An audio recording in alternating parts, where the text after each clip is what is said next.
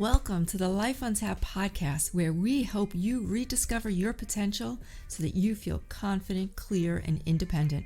Have you inadvertently put yourself last all these years by putting others first, only to wake up in your midlife and find yourself lost in the shuffle? Girl, I have so been there. Let me share with you the lessons I've learned to create a new direction to rediscover yourself. Together, let's go on a journey of mastering your potential, tapping into the power that already exists inside of you. We'll talk confidence, self-care, organization, health and well-being, money mindsets, financial hacks, and how to kick your limiting beliefs to the curb for good. We will find and establish your vision, get crystal clear on it. This is your blueprint, your life untapped. I'm your host, Francine Rivera, lifestyle consultant and certified health coach. I'm also the founder of the Life Untapped coaching system, where you can earn as you learn with our affiliate program. Check it out at thelifeuntap.com and grab our free mini course, The Guilt-Free Balanced Life, while you are there. Are you ready for your blueprint? Let's dig in. I am so excited to have you listen. Can I just say it is truly an honor? I know your time is valuable, so my intent is to keep episodes short and to the point.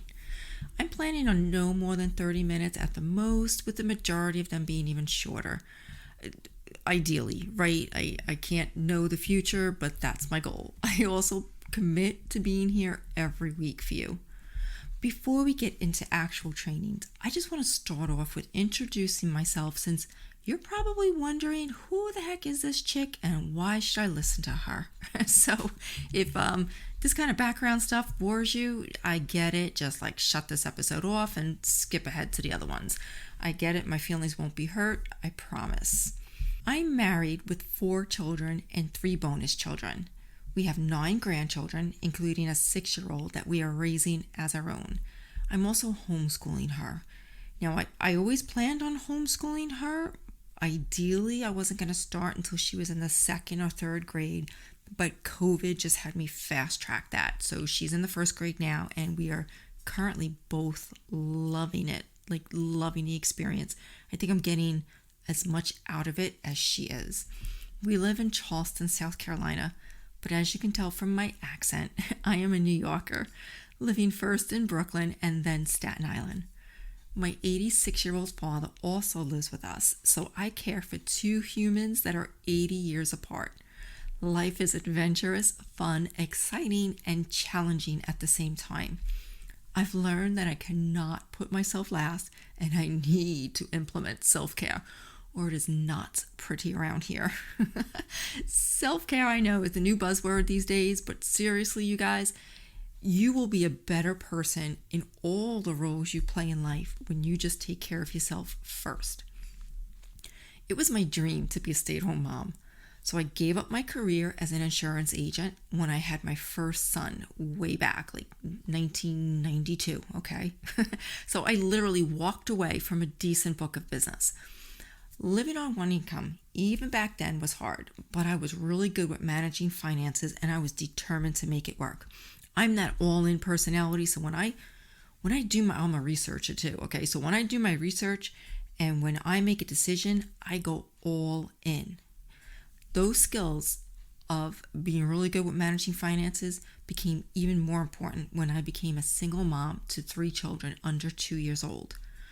Oh, and if you're doing the math right there, I had a set of twins when my oldest was 17 months old. So 3 under 2, 3 in diapers, 3, bottles. It was crazy. It was a blur. But I wouldn't change it for the world. So fast forward to a remarriage and another child. I was looking for some type of work to bring in more income when my youngest was about to go off to school full time. At the time, I was working out in the gym daily. I was hooked. I was a gym rat for like 2 hours at a time between the classes and the community. I just found something I loved.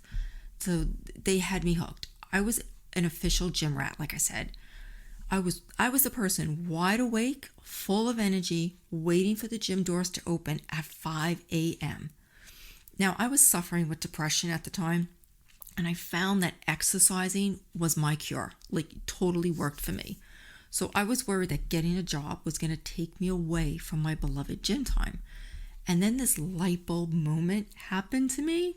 So the idea of getting a job inside the gym, I was like, this was it. I could do this. So, y'all, I had looked at group exercise instructors with such admiration.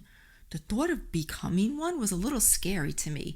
They were just bubbly and so inspiring. And you may or may not tell from this, but I'm really not a very bubbly, outgoing person.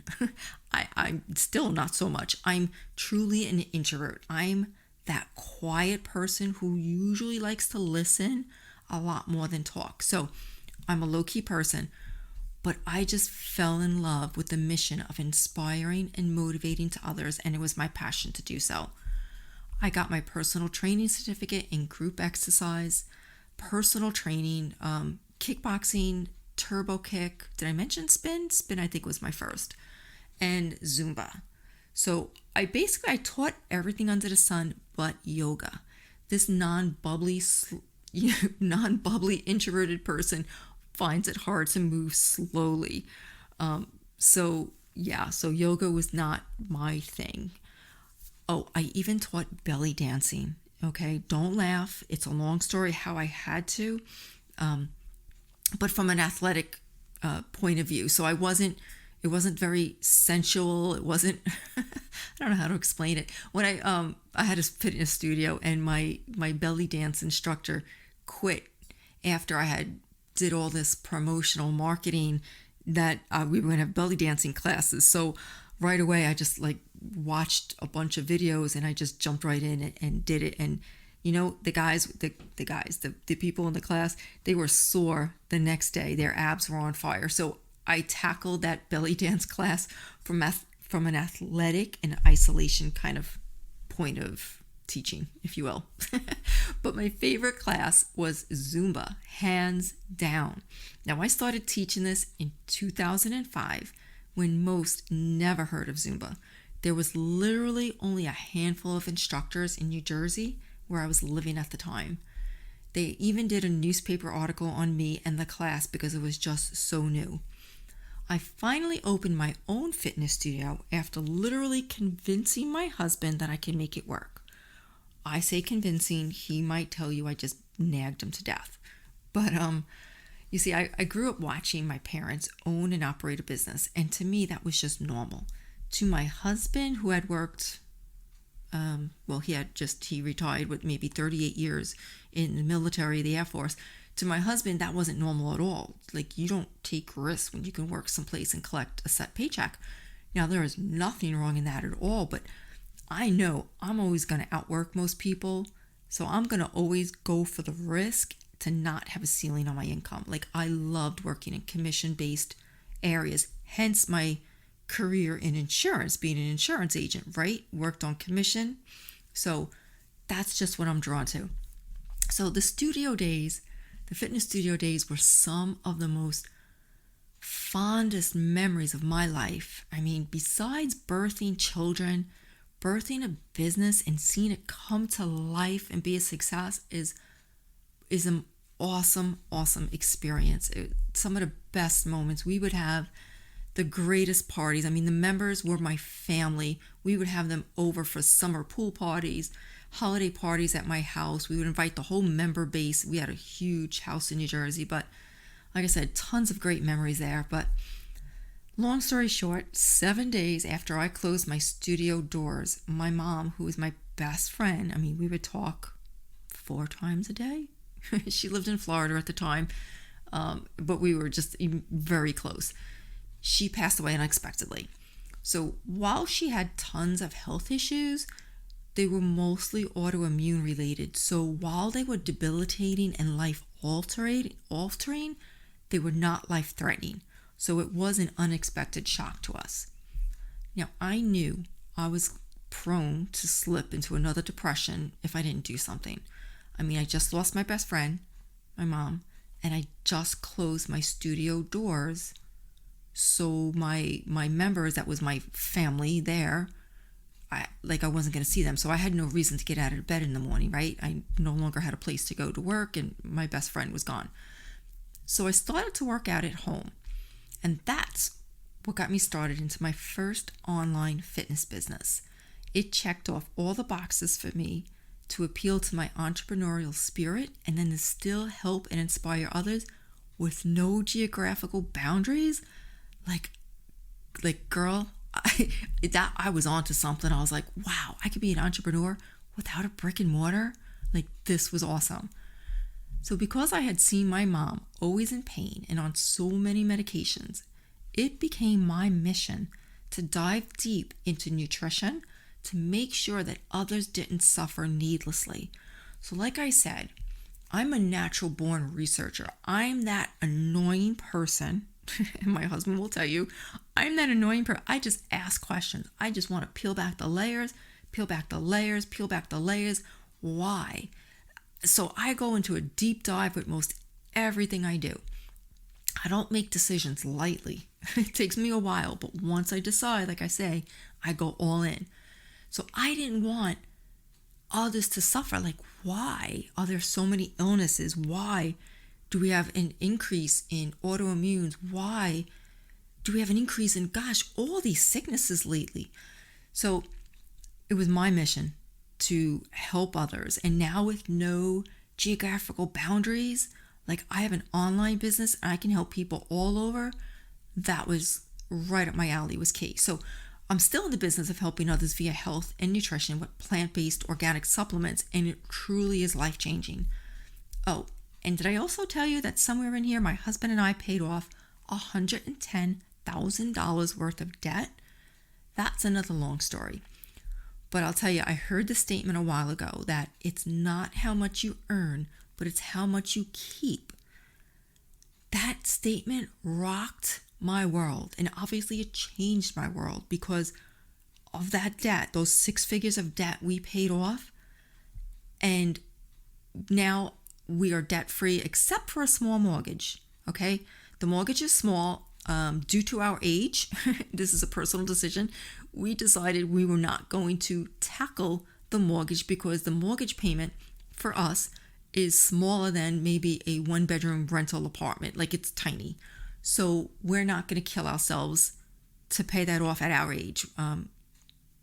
So that's just my personal decision. But anyway, that statement of it's not how much you earn, but how much you keep, that was life-changing, like I said. And to just have a mortgage and do everything else in cash has been life-changing. So I've learned so many lessons through the years, the rediscovering, the reinventing of myself, working on limiting beliefs, building confidence when I had none. I was not the confident person growing up.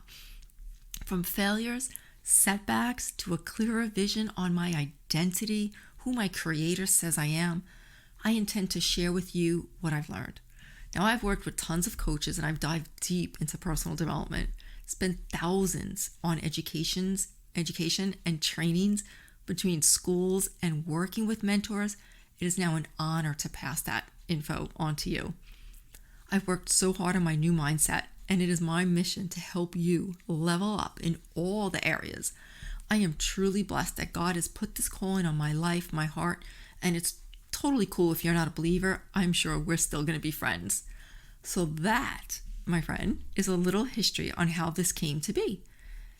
And if I'm being totally honest, I'm excited about podcasting because I don't have to worry about looking perfect on video or with my glasses that always seem to reflect the light, and I can't see very well, at this age with the glasses on video. So I'm going to relate it to when I was teaching Zumba in the high school gyms through a community program in my old neighborhood. There's no mirrors, right, when you're in a high school gym. So having taught fitness classes in a room full of mirrors and then in a room without, I can tell you firsthand that when people aren't worried about what they look like, they dance more freely. They're not looking at themselves. They're just dancing, right? So I intend to dance a bit more freely here as we engage on our journey together. Until next time, be blessed.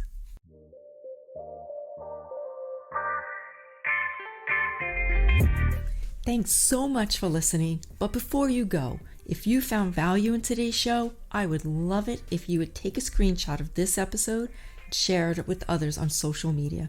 And be sure to hit that subscribe button and head on over to iTunes or wherever you listen to rate and leave a review. It is how we can empower, educate, and shift how others visualize their lives. Until next time, my friend, remember to live a life untapped. You are worth it.